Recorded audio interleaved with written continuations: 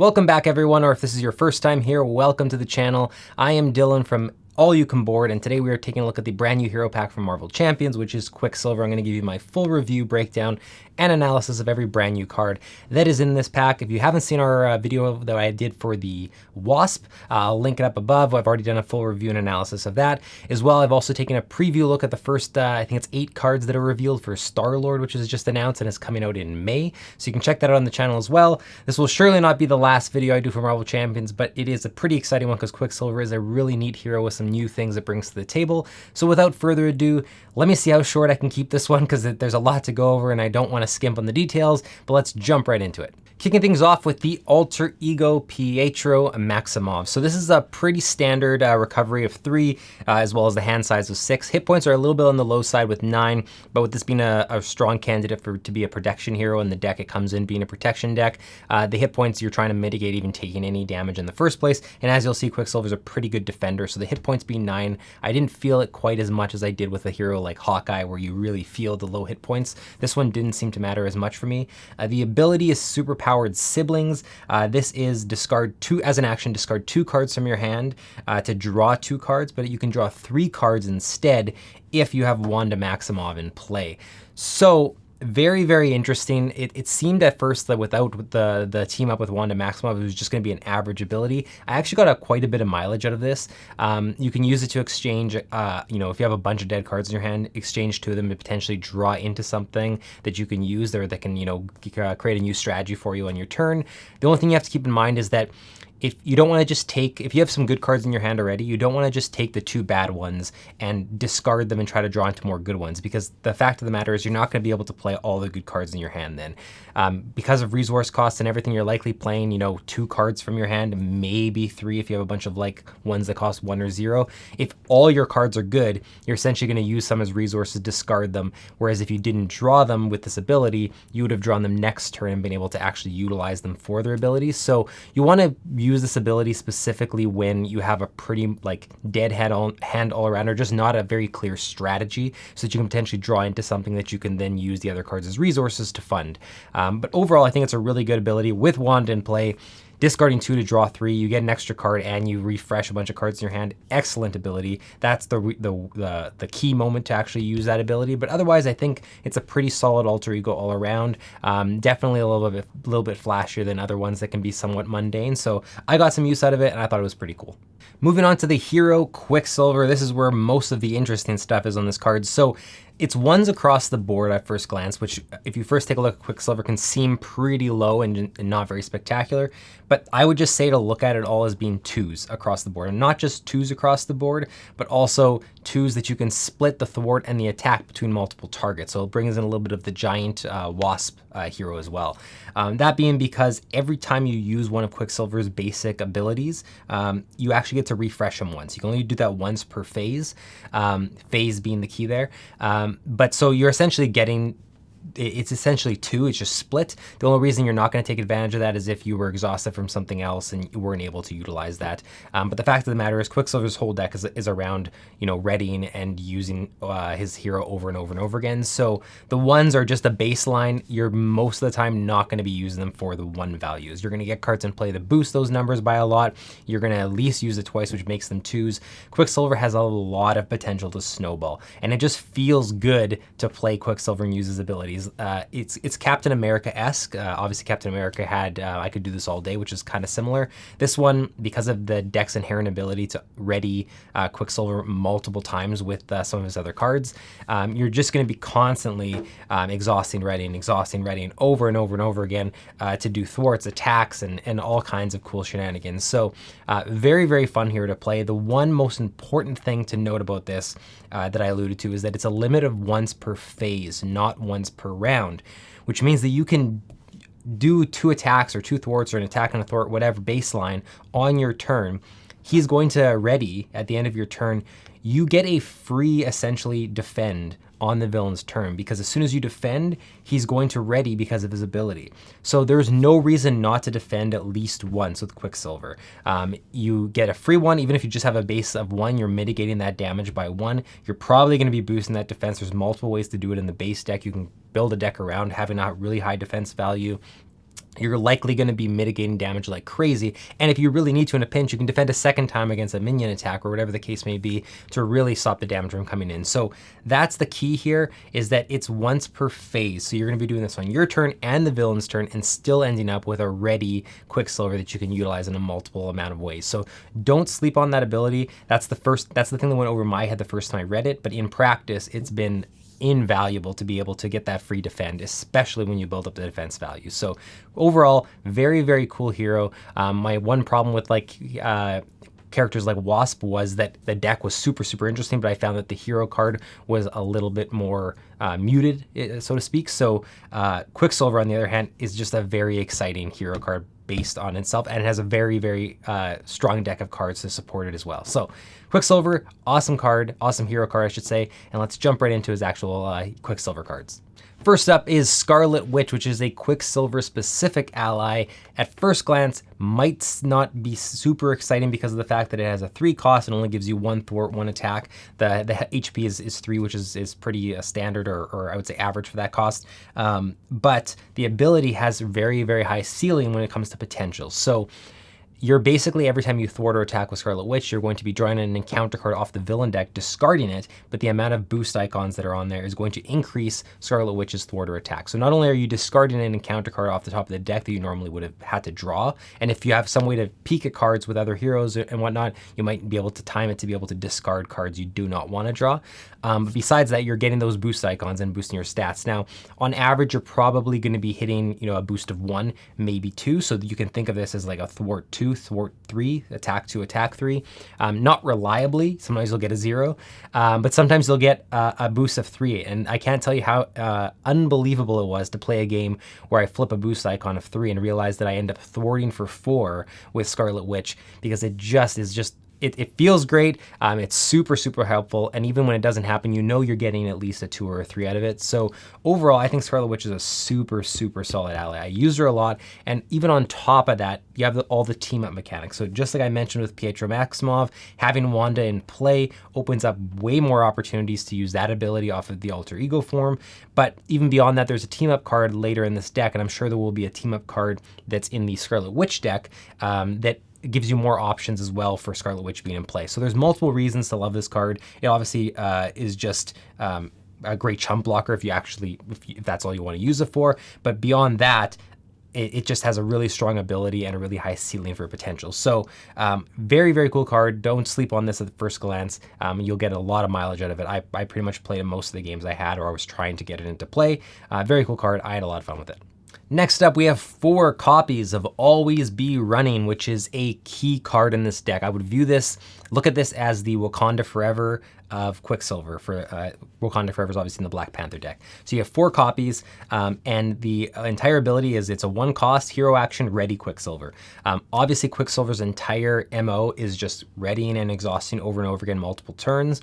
You're going to be using Always Be Running constantly to chain together massive snowball turns. So what you're trying to do with Quicksilver is to boost his base stats with some of the cards in this deck to 2, 3, even 4, and then pair a whole bunch of Always Be Runnings to be able to do attack of 4, attack of 4, attack of 4, and just end up doing 16 damage on a turn.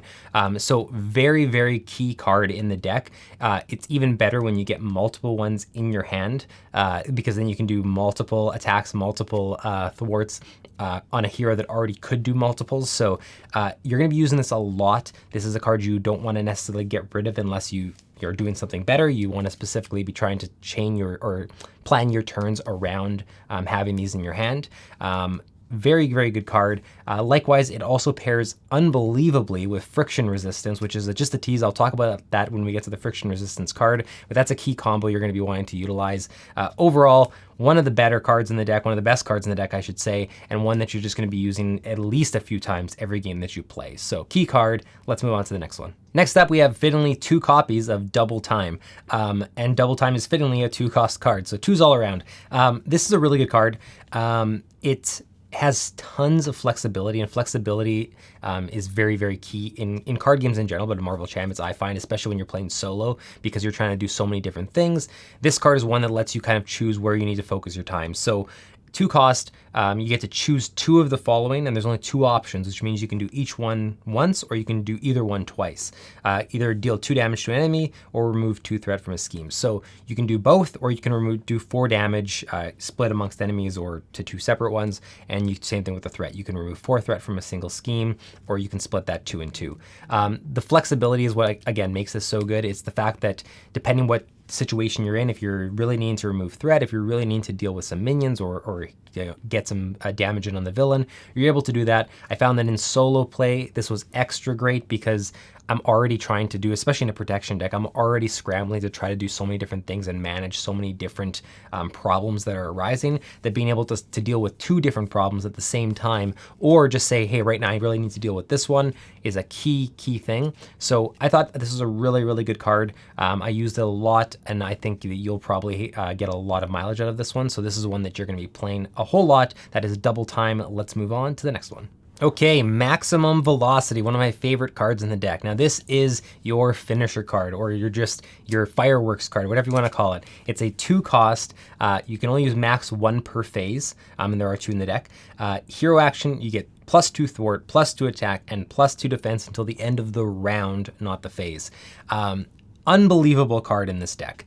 So the entire MO with Quicksilver, like I said, is you're boosting your main stats because you can use them multiple times in a turn.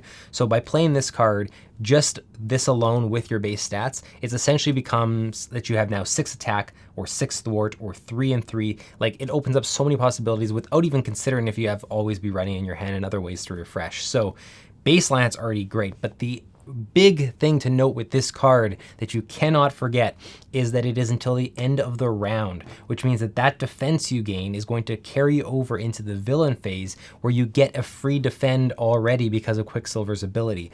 And if you want to do 2 defends, you're essentially going to be almost invulnerable to damage when you have this out, especially because there are other ways to already boost your defense. The amount of times I already had 3 defense because of having other cards in play with Quicksilver, then played this and had 5 defense that I could use twice if I needed for 10 defense across 2 different targets.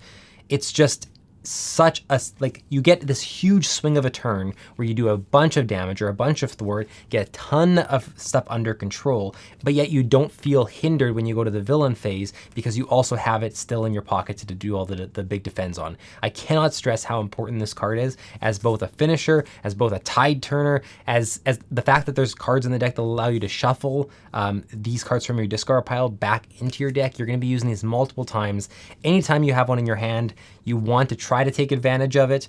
Even if you can only get like one thing off with it, the fact that you're going to have the defense to carry over to the villain phase, I cannot underplay how invaluable that is in a protection deck where you already have low hit points and you want to try to stay in hero form as much as possible. So Maximum Velocity, one of my favorite cards in the deck. I cannot rate it highly enough, and one that you'll absolutely be using every game you play with Quicksilver. And even if you don't, it's not the most ideal thing to do, you're going to want to, just because of the fireworks that come by playing it and how much fun it is to just say, I'm going to do 4 attack and 4 attack and 4 attack over and over again. So awesome card. Can't stress that enough.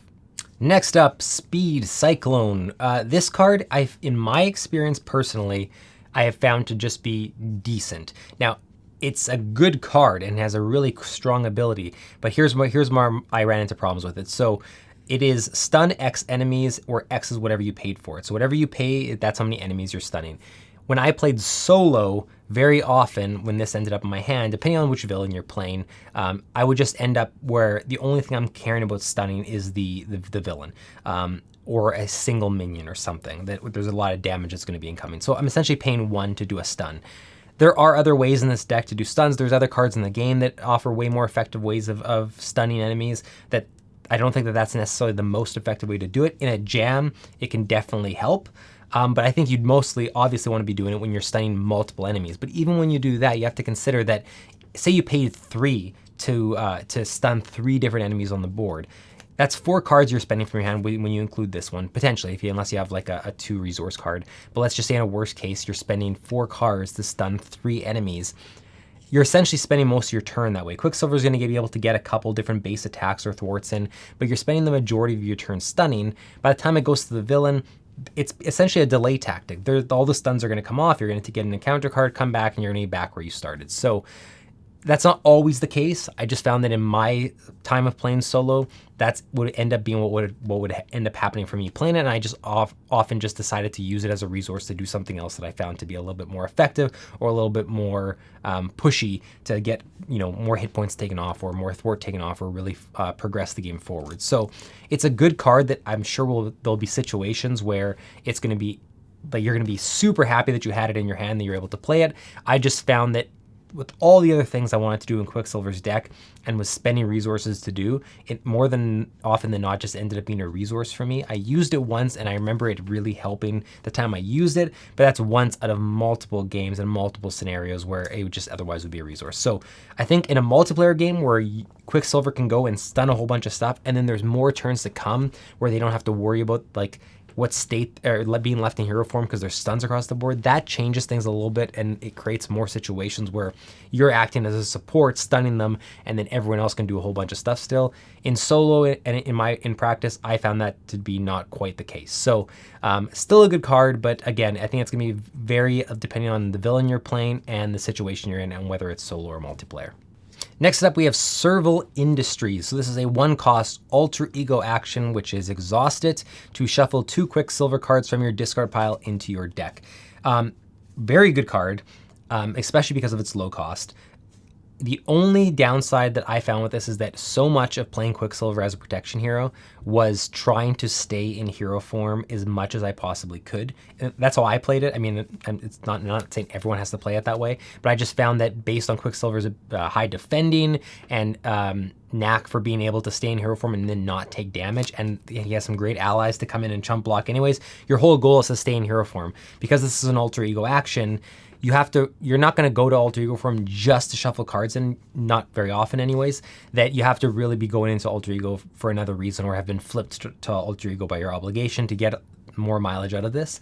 That being said, if you're low on your deck especially, and you're able to use this to shuffle in maximum velocities and always be runnings, and then prepare yourself for future turns where you know you're going to draw into them now, that can be, you're essentially prepping for what you are now guaranteed to have a very, very strong turn. So it's a good card, don't get me wrong. I just found that I didn't get to use it as enough as I wanted because I was spending so much time in hero form specifically with this hero. But otherwise, if you're going to be in alter ego form a little bit more often, if you're trying some other aspects, I think that this is going to be a great card to get some of your key Quicksilver cards back into your deck and use more often, especially when your deck is running low.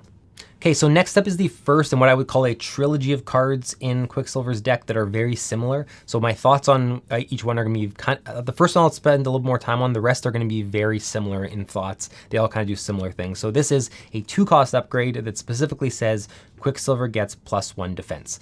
Now, the reason this is important, because otherwise in most heroes this would just seem like not as good of a card, is that Quicksilver gets multiple uses of his basic abilities. So having +1 defense means you actually have 4 defense because you can defend twice across 2 different villains or 2 different enemies, but still. And on top of that, you're still, this isn't the only card you're using to boost your defense. So very, very good card to get out. I would say out of the trilogy of cards that focus on this kind of stuff, it's my least favorite, but least favorite it's still a great card. Don't get me wrong. It's just the other ones are a little bit more interesting to me and I use a little bit more often. But that being said, this was a card I always tried to play because it just gives you way more insurance going into villains' turns that you know you have 2 defense and in a pinch you have 4 defense across multiple attackers, that you can just guarantee that you're going to come out of that okay and get another turn without having to worry about taking too much damage. So overall, really good card. And again, part of a set where you can boost each of his basic abilities. Next up is Hyper Perception, which is the thwart version of what we just went over. 2-cost upgrade, gets +1 thwart. Key card. It seems, again, it can seem very mundane, but in Quicksilver specifically, you have to view it as the fact that having this out means you now have 4 thwart because you get to do your 2 thwart twice. And that's if you don't have always be running, which then you have 6 thwart or you have 8 thwart. It's just so flexible, especially in solo play, I found, to be able to now have the option to really easily cover the threat that's being added to the schemes and manage it across multiple schemes as well. This is one of the key cards you want to build up your upgrades and support area with Quicksilver to be able to utilize his actual hero card abilities even more effectively. Can't stress enough how good this card is. In Quicksilver specifically, again, on the surface, it doesn't necessarily look like a card that it would be good in any other hero to the extent that it is here, but especially in Quicksilver, it's a card you're going to want to get out just to give you way more options on what you're doing. And the last one in the trilogy, I won't spend a whole lot of time because my thoughts are the same. It's called Reinforced Sinew, and it is Quicksilver gets +1 attack, another 2 cost upgrade. For the same reasons, if you're looking to do a lot of attacks, the fact that you now have baseline 4 attack across his 2 refreshes or his 2 uses, and it can be added with maximum velocity or other cards to boost your attack even more. If you're playing an aggression deck, you could have crazy amounts of attack. This is a card you're going to want to get out for sure when you're playing Quicksilver, especially if you're not playing aggression and you don't have other ways to boost your attack. This is one of your key ways in this deck, specifically with protection, to do so. So very key card. Build up Quicksilver with it, and you're going to let the fireworks fly when you have a couple refreshes in your hand to really just start doing attacks after attacks after attacks. Okay, so the last of the Quicksilver specific cards is Friction Resistance, and this is the one I alluded to when we were talking about Always Be Running. Another very, very key and important card in this deck. So the cost is a little bit steep, but I would say that it is completely warranted with the ability and how much you're going to be getting from it in this hero deck specifically. So it is a 3 cost upgrade. It's a hero response after you ready Quicksilver, ready this card. That's very important. And the resource action on it is to exhaust it to generate a fist resource. So because this readies when Quicksilver readies, you're going to be getting at least 2 uses out of it every turn because of the fact that Quicksilver readies once automatically. So you can look at this as a 3 cost upgrade that's going to give you 2 resources for free every turn across 2 different cards. So that alone is already very, very good and very strong. It gives you tons of flexibility, and you're going to get a lot of extra plays out of things in your hand or a lot of help to play them. But here's the thing, when you pair this with Always Be Running, you can almost look at this as this card just pays for your Always Be Runnings, no matter how many you have in your hand. So what happens is that when you use this and exhaust it to pay for Always Be Running readies Quicksilver, which readies this card. So you essentially get free Always Be Runnings. I've had games where I got 3 Always Be Runnings in the single hand, and I got 3 free plays of it, which means the other cards that are in my hand, I can now focus on playing with each other, but I get 3 free refreshes on Quicksilver on top of his 1 extra free refresh, which means the turn was absolutely wild. So it's already a great card as it is, but with Always Be Running especially, this is a card that if you get this early on and turn 1, turn 2, turn 3, whatever, you really want to get it out because it sets your whole strategy and really sets you up for success on future turns by having it out. So very, very key card, a great card to end on, and one that you're going to want to play, especially when you get it early, as much as you possibly can. Okay, so we're kicking off the protection cards now, and we're starting with easily I would say, if not the most exciting, one of the most exciting cards in this deck, and that is Multiple Man. It is a new ally that comes with 3 copies of the same one that are not unique. They can all be in play at the same time, and they will be because the ability is it's a 4 cost ally with 2 health, 1 thwart, 1 attack. Response: after Multi-Man enters play, you search your deck and your hand for a copy and put it into play. Shuffle your deck if you search this way. But then that one obviously changes into another Multiple Man. So as long as you don't have them in your discard pile when you play the first one, you're essentially playing 1 or 3 allies all come out for 4 cost, which is, it fills all your ally slots in a protection deck. I cannot stress how important and how great that is. I've used this in almost every game I played with Quicksilver, and every single time, the fact that Quicksilver already gets a free defend and now has 3 allies in play who I can use as chump blockers, who also have 2 health, so I can still do a single thwart or attack with each one as well, and still be able to use them as blockers. I've never felt safer playing a game of Marvel Champions as a protection ally or as any aspect than I have with 3 Multiple Mans and Quicksilver as my hero. I think this card is going to see find its way into tons of different protection decks. I don't want to hazard and say that every single protection deck runs this, because I'm sure there's cases where maybe it just doesn't make sense based on other allies you want to get out, because this is filling your entire all your ally spots.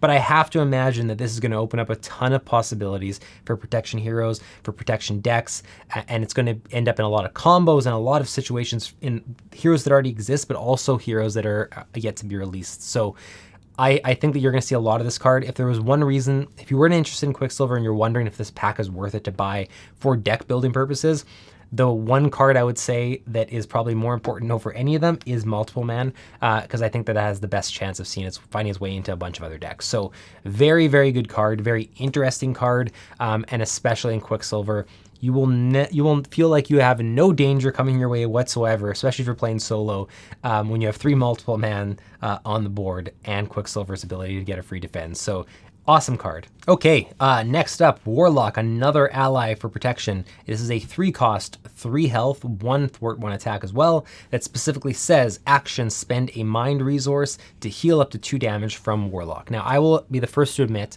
that at first glance, it's not that I thought this was bad, but in my execution of playing, I always ended up wanting to do other things with my hand that I just used this as a resource. And I think that was a mistake, because on the last few games I played, I went out of my way to, anytime I had this in my hand, mostly because of curiosity and for testing purposes, I forced myself to put Warlock into play and really see what kind of mileage Warlock gets. And the fact is, I kept Warlock in play for a long time by simply healing damage off of him. I was playing against Ultron in one of the last games, and so there's a lot of like single damage coming from the bots. I can't remember what the actual official name is. The Ultron bots, whatever they are. And so when they're doing 1 attack or even 2 attack when they get upgraded, having a Warlock in play and know that I can soak 1 of those hits or 2 of those hits, and then on my turn for a single card heal him right up back to full, meant that I had a blocker that was actually had longevity, and I controlled how long I wanted him to stay in play for.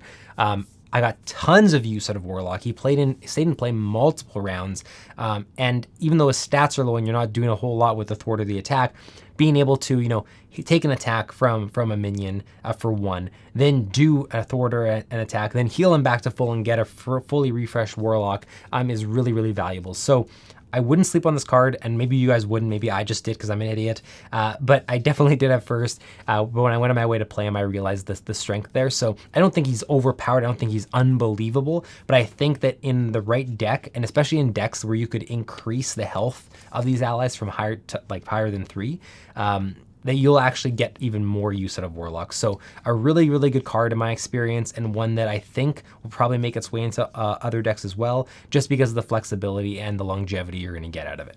Next up is Never Back Down, and there's honestly not a lot to say about this aside from the fact that this is a solid card. Again, it's one that I tended to just read and so go, oh, okay, cool, and move on, because it's not super flashy at first glance, but the amount of times I use this is insane. So for a single cost, this event card, it's a hero interrupt that you'll use as a defense. It's when you defend against an attack, you get +2 defense, and if you take no damage from that attack, you stun the attacking enemy. In Quicksilver specifically, because you already have the free defend, you're going to defend every single turn. So having a Never Back Down for a base defense of 3, if you don't have anything else already boosting it, as long as you reliably think that 3 defense is going to be enough to soak up the attack from a minion or from a villain, you're getting a free stun and taking no damage off of a defend you were already doing. In decks where you don't have the ability to ready your hero for free, I find that in protection decks, yes, you're going to be defending, but you have to really calculate your defenses a little bit better, because you're going to lose the ability to use your hero on your turn. And so cards like this are, there's more behind them. When you use them, you're also losing the ability to use your hero. So there's more thought there. In Quicksilver specifically, this is going to be used constantly, and I used it constantly. So because I noticed how much I was using it, it's hard for me not to rate this card highly, because it really, really saved my ass having that free stun is essentially what it is. I already have a free defense, and now I'm getting a free stun on top of it, which is now not only protecting me from this turn, and I've taken no damage. Now the next turn, there's not even going to be an attack off, so that would be a great opportunity for me to go in without with lower health and not feel as at risk. So Never Back Down is a really solid card, but again, I don't know how great it's going to be beyond Quicksilver and other decks. I think it's still good. I just think that I'm seeing an extra bit of shine and luster from it because of the deck the hero that I'm using it with. So Never Back Down is a really solid card in the Quicksilver deck. Next up is Sidestep, which is in a similar vein as the last card, is a defense event. This card it's good. In this deck, I found myself not using it very often because I would much rather prefer to use Never Back Down. So this is a 1-cost event, a hero interrupt. When you would take any amount of damage, prevent 3 of that damage. If you paid for this card using a lightning resource, deal 1 damage to an enemy. So the 3 for 1 cost to prevent 3 damage is good, and especially in situations where you're low on health and you're looking for ways to prevent, like, it's a good option. But I would almost always rely on Never Back Down instead, because yes, that only gives you +2 defense, so you're essentially preventing 2 damage instead of 3, but often when I'm using it, it's because I know I'm not going to take any damage with that added defense, and then I'm getting a free stun on top of it. I would much rather have the stun than I would want to have the extra damage if I specifically use a lightning resource for this, which isn't always going to be the case. The other Never Back Down doesn't have that same restriction. So it's not that it's a bad card by any means, and I think this one has a better chance of ending up in other hero decks and being a little bit more efficient. And if you're playing against a hero that has a ton of toughness statuses in play on themselves, or against the villain, I should say, either on themselves or on their minions, that 1 damage to pick off a tough status for free on top of preventing damage to your hero is a huge thing to consider, and it's definitely a card you might want to slot in those specific situations. I just found that outside of those situations, it didn't see a lot of use for me in Quicksilver. I mostly would use it as a resource. Rounding out the protection cards is Nerves of Steel. This is a decent card. I found it to not be super useful in my game specifically, that being because the cost of 2, while not expensive, was a little bit too expensive, specifically when I have other things I want to do with my hand playing Quicksilver. I just never could really spare 3 cards to get a Nerves of Steel out. I would much rather do what I want, and then as a downside, on later turns have to pay for Sidestep or pay for Never Back Down normally, instead of having this making it free.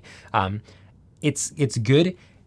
I can't understate that, like, having the ability to get a free resource for defense events in protection decks is obviously valuable, and it's going to see play, and there's going to be people who want to get it in play and see a lot of mileage out of it. I just found that specifically in Quicksilver, there was often just too much I wanted to do that I just couldn't sacrifice cards to play this. So that's just my playstyle and what I had going on, but I think you will still see this card around.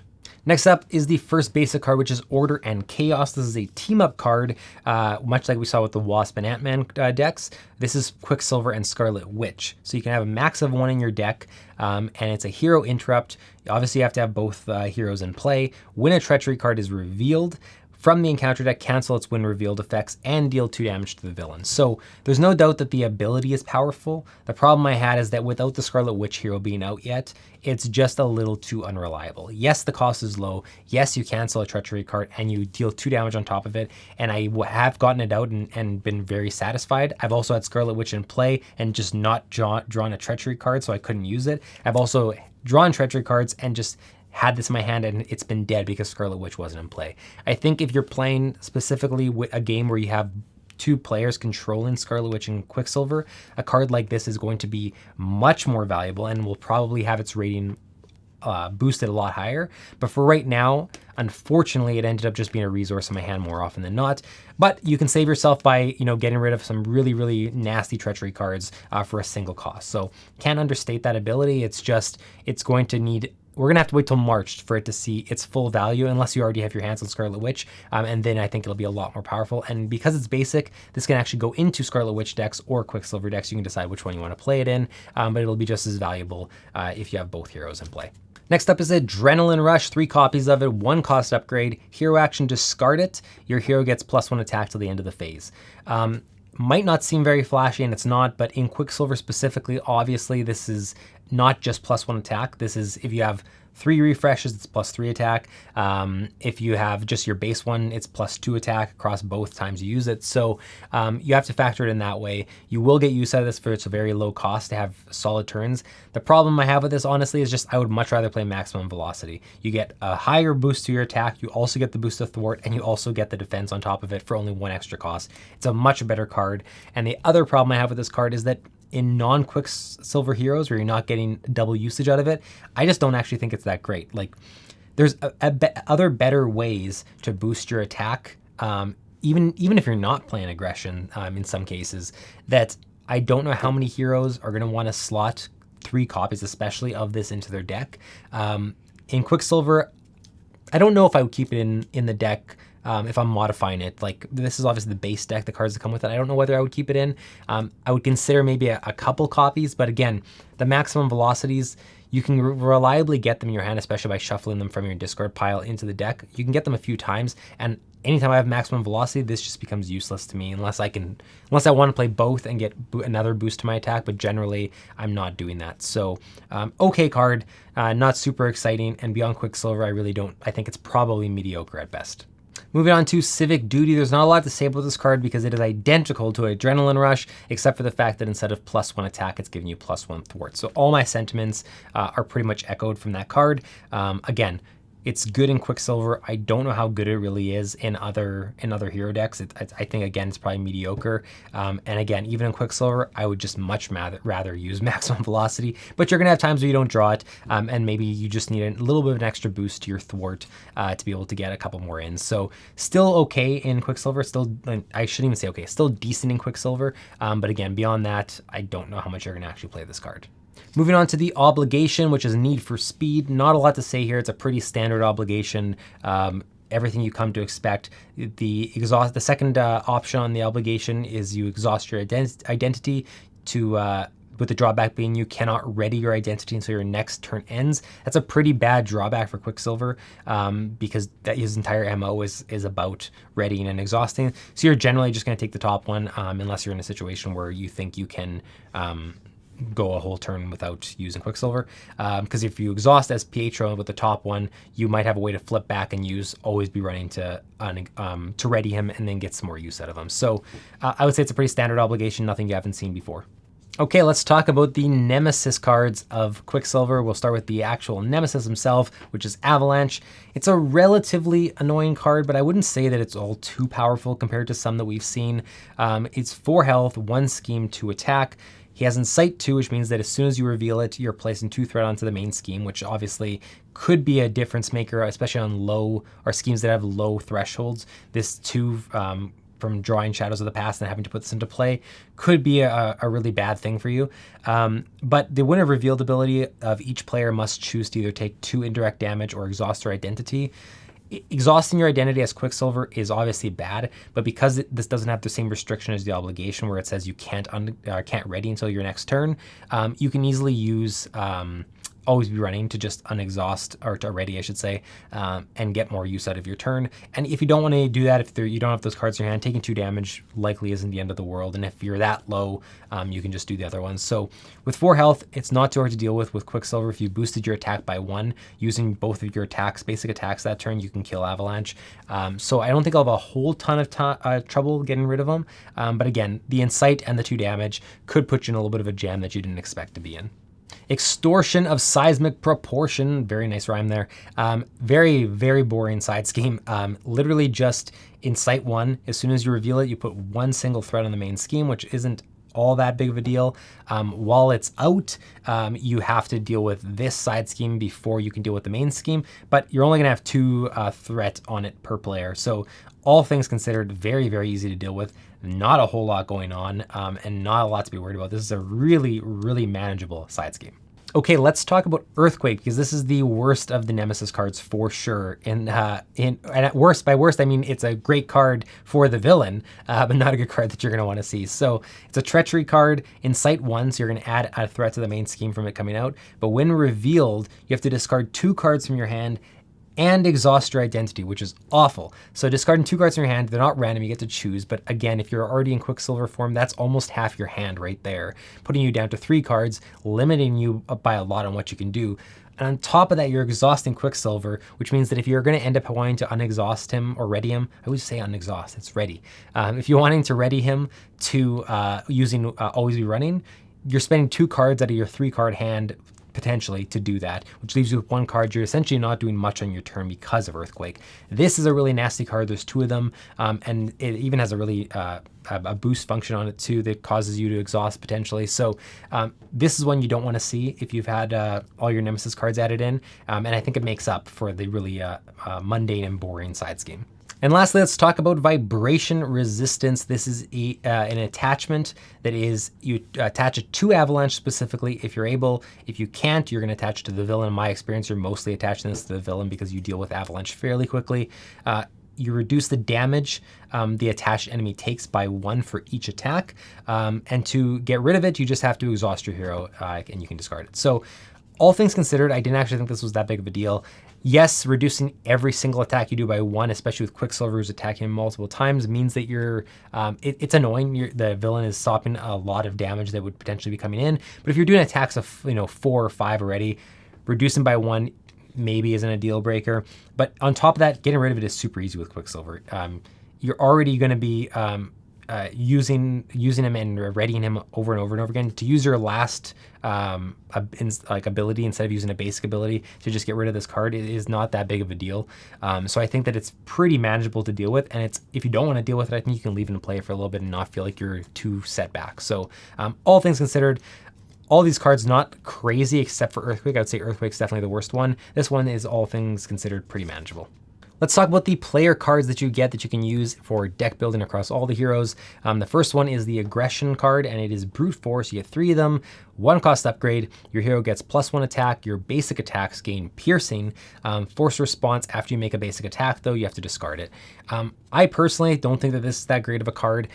Yes, getting +1 attack and on top of it getting Piercing, especially if you're playing against villains or minions that have a lot of tough statuses, is valuable. But the fact that you only get a single base attack and then this card's gone and you lose the bonus, me personally, I would much rather use any of the other cards that are in Aggression or possibilities that you can build your deck with in Aggression to boost my attack, even if it means I don't get the Piercing. There's other ways you can potentially be dealing with Piercing. I think that, yes, it's cheap at 1 cost, but I don't like that after a single basic attack, it's gone. I just find that, like, I would much rather use other cards to boost my attack and deal with tough statuses than Brute Force.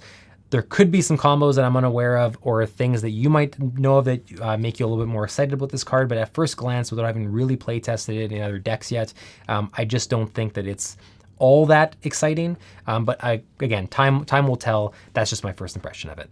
Next up is the Justice card, which is Sense of Justice. This is a 2-cost upgrade. Play under any player's control, max 1 per player. Resource, exhaust Sense of Justice. Generate a mind resource for a thwart event. This is a solid card, not only because you can play it under any player's control, but the fact that in a deck where you're having a lot of thwart events, you're giving yourself a free resource every single turn to be able to use on them. So if you're playing a Justice ally, which you obviously are if you're using this card, and you're having you're the main threat dealer or person dealing with the threat, and you're playing a lot of thwart events to do that, the fact that you get that free resource every turn is going to be invaluable. Might not be the flashiest card or most exciting card, because we've seen this across a lot of cards, that an ability to give yourself a resource for specific events, even in the Quicksilver deck with the protection version of this card. But I think that it's still really, really good, and I think it's going to see a lot of use, especially in a deck that runs a lot of thwart events. So pretty decent card, and I'm excited to try it out in decks. United We Stand. This is a really cool card, and I feel like it's going to be really, really good. So this is a 0-cost card. Anytime I see 0 cost on a card, I'm already interested and excited because of the possibilities. Play only if your identity has the Avenger trait. Specifically, you want to be playing this card in an Avenger deck that has a bunch of allies in play, because the hero action is heal 1 damage from up to X friendly characters to a maximum of 3, where X is equal to the villain's stage number. So ideally, in the best case scenario, you play this on the villain stage of 3, and you get to heal 1 damage across 3 of your allies, which means that's every single one of your allies in play you can take 1 consequential damage off of. For 0 cost, that is crazy.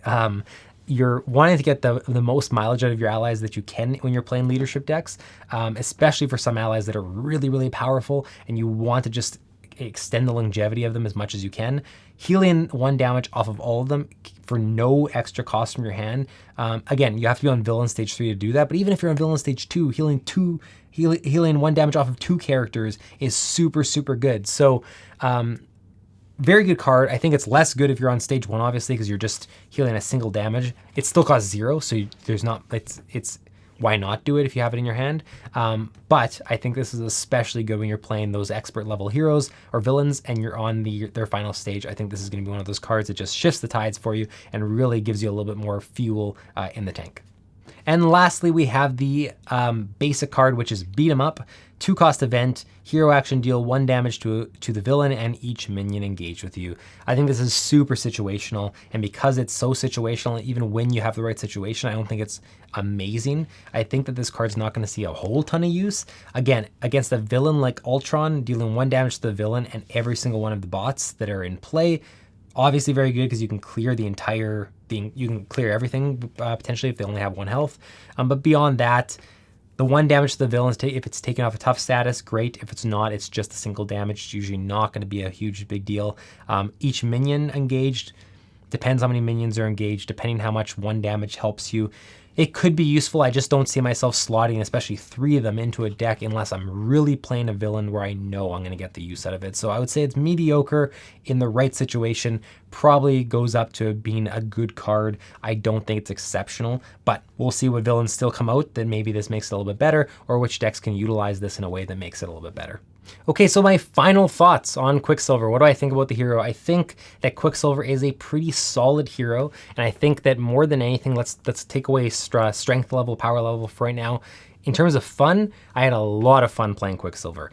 It feels really, really good to get multiple basic abilities in on your turn, especially if you have them boosted. I've very often had my basic attack up to like a 4 with a turn where I had multiple always be runnings in my hand.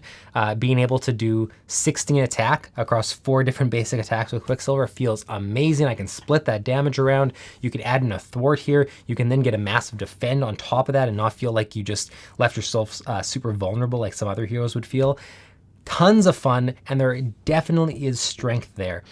I would say that in solo play, depending on the villain I was playing against, specifically when I played against Claw, it was a bit of a grind. It really felt like, yes, I wasn't in a lot of danger very often, but I also wasn't able to do as much as I wanted. That was more specifically because how many minions were in play when I was playing against him. But I would just say that as a solo hero, it's still good, but in a multiplayer game, I found that it was really good. I was able to do so much as Quicksilver. I had so much flexibility, so much utility. I had the ability to stun with the Cyclone if I needed to help all of us out. And I had another hero that I was playing with another aggression hero that was doing a whole bunch of damage as well. So there was just threat coming from both sides. So I think Quicksilver is pretty good. I don't think this is going to be like a tier S hero. I don't want to be held accountable for what I just said because I've only played Quicksilver with the protection spec right now, the one that's recommended. I don't know the potential for Quicksilver if you played aggression. Aggression's one I'm wondering the most because playing aggression Quicksilver, boosting your base attack by a whole lot, and being able to ready your hero multiple times and having aggression cards that are dealing more damage could be super, super good. I don't want to downplay that. And even doing the same thing with a Justice hero in mitigating threat could be very good. I would just say that protection seems like the most interesting and best fit for Quicksilver and the one that I'm most interested about, not only because it came as the base deck, but just because the hero gets a free defend every turn and that can't be ignored.